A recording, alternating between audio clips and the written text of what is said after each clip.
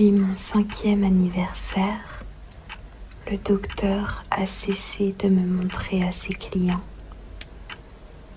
Je me pose de plus en plus de questions et le besoin de réponses augmente chaque jour. Mon désir de découvrir le rez-de-chaussée de la montagne devient lui aussi obsessionnel. J'en perçois le grondement mystérieux lorsque je grimpe sur le toit de la maison, seule, avec la nuit. La lumière de la lune nimbe les rues du cœur de la ville d'une aura sucrée. Je rêve d'y croquer. Madeleine ne cesse de me répéter que le temps d'affronter la réalité de la ville viendra bien assez tôt. Il ne faut pas que tu t'emballes. Chaque battement de ton cœur est un petit miracle, tu sais. C'est fragile, ce bricolage. Ça devrait s'améliorer en grandissant, mais il faudra que tu sois patient. Combien de tours d'aiguille des heures ça prendra? Quelques-uns. Je voudrais que ton cœur se solidifie encore un peu avant de te lâcher dans la nature. Je dois le reconnaître, mon horloge me cause quelques tracas. C'est la partie la plus sensible de mon corps. Je ne supporte pas qu'on y touche, à part Madeleine. C'est elle qui, à l'aide d'une petite clé, me remonte chaque matin.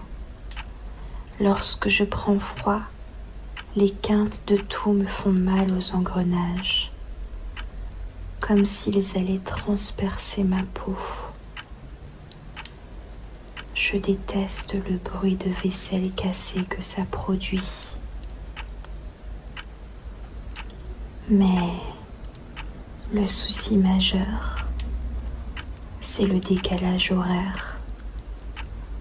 Le soir venu, ce tic-tac qui résonne partout dans mon corps m'empêche de trouver le sommeil.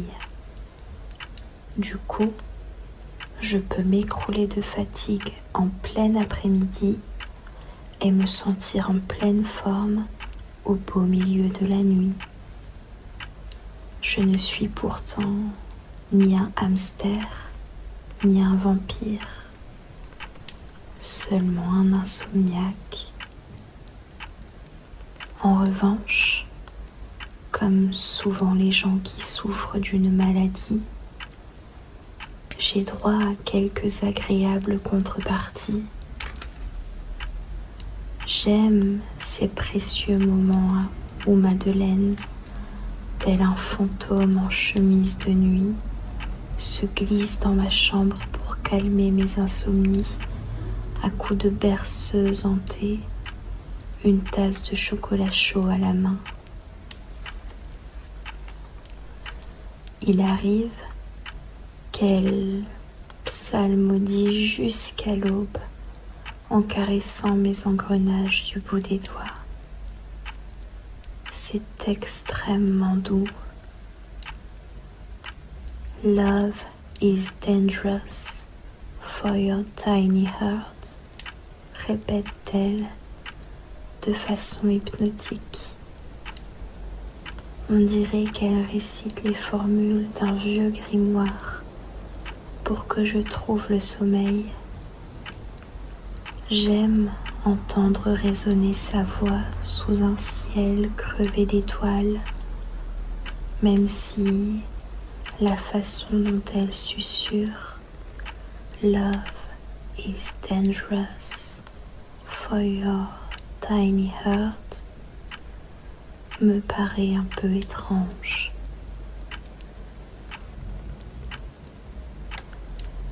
Le jour de mon 10e anniversaire, Docteur Madeleine accepte enfin de m'emmener en ville. Je le lui réclame depuis si longtemps. Elle ne peut pourtant s'empêcher, jusqu'au dernier moment, de reculer l'échéance, rangeant les objets, passant d'une pièce à l'autre. Alors que je suis à la cave, trépignant, je découvre une étagère remplie de bocaux.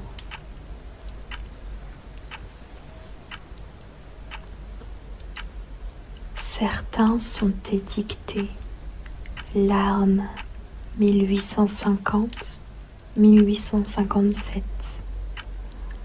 D'autres sont remplis de pommes du jardin. À qui sont toutes ces larmes ? Je lui demande. Ce sont les miennes.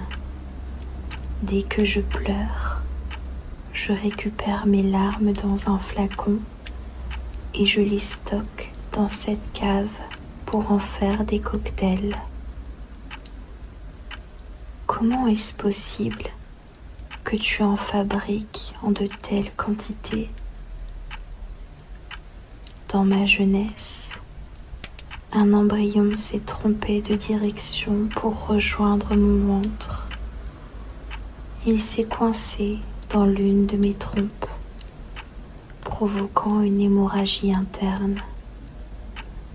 Depuis ce jour, je ne peux pas avoir d'enfant, même si je suis heureuse d'en faire naître pour les autres. J'ai beaucoup pleuré, mais ça va mieux depuis que tu es là.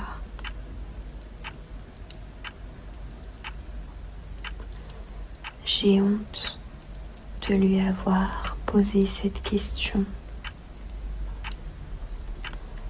Un jour de longs sanglots, je me suis aperçue que boire les larmes apportait du réconfort, surtout mélangé à un peu d'alcool de pomme. Mais il ne faut pas en prendre lorsqu'on est dans un état normal. Sinon, on ne parvient plus à être joyeux sans en boire. Et c'est le cercle vicieux. On n'arrête pas de pleurer pour pouvoir boire ses larmes. Tu passes ton temps à réparer les gens, mais tu noies tes blessures dans l'alcool de tes propres larmes. Pourquoi ?